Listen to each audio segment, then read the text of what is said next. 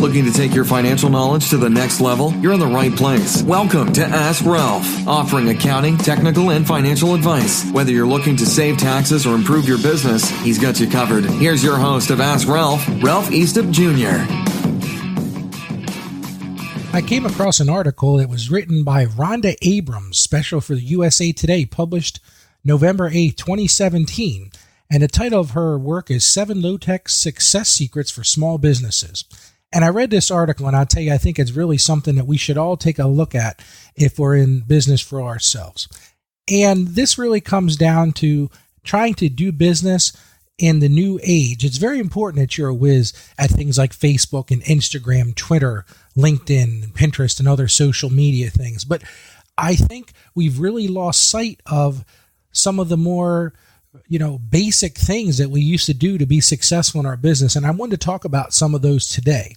They're basically, in this article that Rhonda wrote, she talks about 7, new, what she calls a low-tech skills that every business owner should know. And her contention is that not everybody, even knows about these things. So I want to take some time and go over these. And I think it really is a great start. And our first one, she says, is face-to-face meetings. And I will tell you, being in practice for myself and have my own successful small businesses, it is really easy to use email, to use text messages and all those type of things to communicate with our clients. But the truth is, I think we've really lost sight of that interpersonal connection. And the truth is, people do business with other people. They don't do business with emails. They don't do business with Twitter feeds or Facebook posts.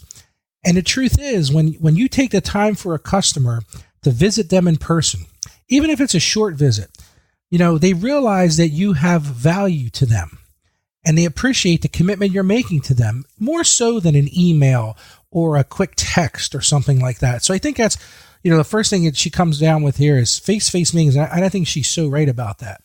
The second thing she comes up with is entertaining. And this is also true. And one of the notes she says in here is over the years she's met her clients' spouses, followed their career moves, and deepened relationships. And as you know, I've said this in many of my previous broadcasts, business is about relationships. And if you can work on building relationships with your customers, it's my contention that it's going to be a lot more successful to you. And one of the things, this could be as simple as, having a small dinner for some of your better clients or prospects. Even if it's something very simple. I know some clients who will go out and just drop off a box of donuts to a prospective customer and just, take a few minutes to introduce themselves. And it really makes a difference because it puts you in front of them and people appreciate that bit of entertaining.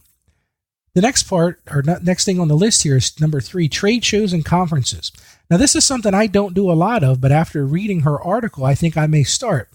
And it's where she claims that she spends most of her marketing dollars because trade shows give small businesses a really big bang for their marketing buck. Choose the right trade show, and under one roof, you'll meet face-to-face a large number of prospects, referral sources, and potential partners.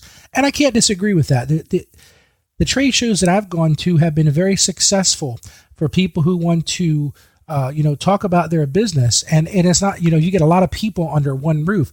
You're not spending a lot of time on or money on postage. You're not doing a lot of direct mailers or things like that. And one of the things that she mentioned here, a little trick that she does, is what's called a trade show tracker.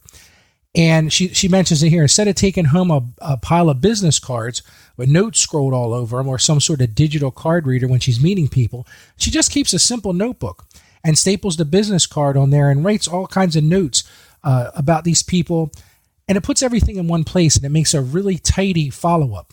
So I think this is something we could all learn from and using trade shows and conferences to benefit our business growth. The next area, number 4, and this is one that was pretty obvious to me, and that's signs. We've moved away from signage, and one of the things I notice when I meet with new clients, one of the things I'll take a look at is their signage. And what I find a lot of times, and I was probably guilty of this myself, is trying to put too much on a sign. I think it was a few years ago, I met with a sign person, and they basically said, you've got about 5 seconds for a person to make a visual connection with your sign. So you can't put a lot of wording on that. It's really the oldest form of marketing. And the thing that's so powerful about it, it's persistent. I did some billboard advertising a few years back, and I remember I was sort of disappointed when I didn't get a lot of phone calls from it. And I called up the billboard vendor, and he said, well, listen, Ralph, if you're not going to plan to do these billboards for 12 or 18 months, they're really not going to be successful to you, because it's all about the persistence and people seeing that every day, because it's not every day somebody's going to need an accountant services.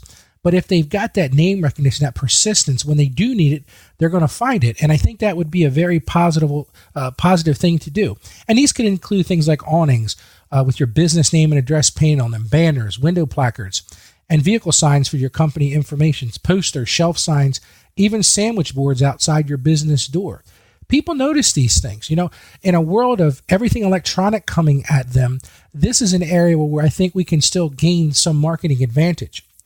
The next thing, number 5, is swag. And I think this one's kind of funny, because I remember as a kid growing up around my dad's businesses, he would always have pens to give away. And I remember a lady coming in to get her taxes done one year, and she said to me, hey, I always come to you because you got a cool new pen every year. And the truth is, people love getting free stuff. That's the truth. From mugs, pens, sticky notes, and so much more. And the thing is, they stick around with them for a long time. It's amazing to me in my practice how many people will bring in the pen that I gave out the previous year when they're getting their taxes done. So don't lose sight of those. And those things don't have to be expensive, but it's something free, and people find great value in that. The next thing, number 6, is phone calls. And truth be told, I don't really want to get on the phone with people either.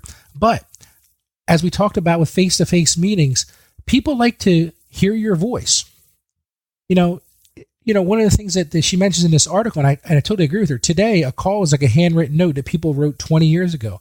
And that's because the person on the other end of the line knows you're taking time for them.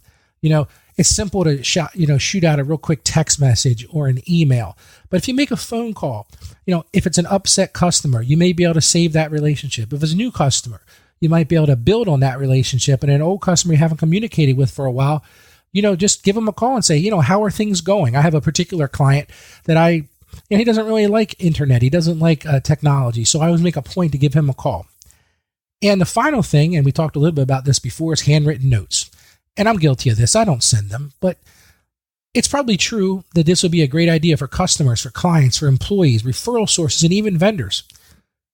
The truth is, people are inundated with emails, social media posts, and texts, and we all like to look at those things. But a handwritten note that comes through the mail separates you from all that clutter. And the truth is, and I try to do this every time, is thank you notes are really important.